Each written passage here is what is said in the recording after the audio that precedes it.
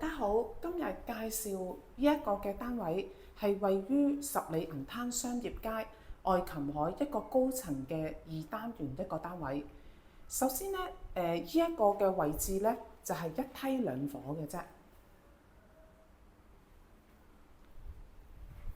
咁左手邊係一個公家用嘅地方，但係因為一梯兩伙嘅原理啦，基本上咧呢一個嘅後邊呢一個位咧，都係買咗呢一個嘅單位個用戶用嘅，好開揚㗎個景觀。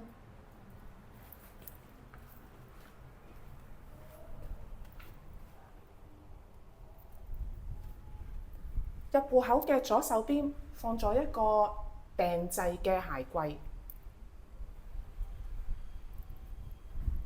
左手邊係一個嘅廚房位，係帶有露台嘅。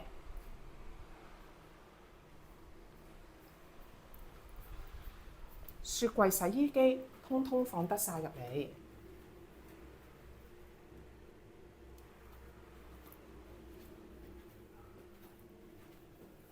咁我哋而家睇下個大廳個位置，望晒海景，非常之舒服，又通風。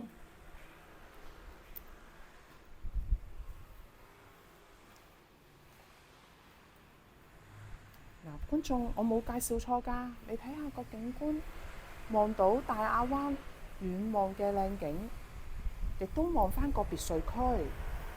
咁呢一個嘅入戶露台呢，亦都可以擺返兩張茶几燒嘢食，喺度嘆世界，一樂也。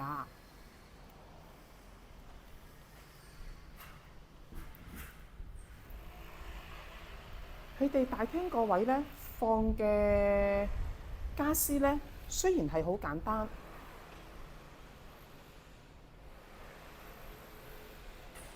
如果啲家私唔啱嘅，可以叫業主拎走嘅。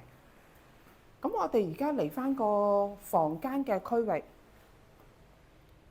左手邊係一個嘅廁所位，直入去係中房。咁我哋而家嚟緊右手邊個位置呢，係一間主人房。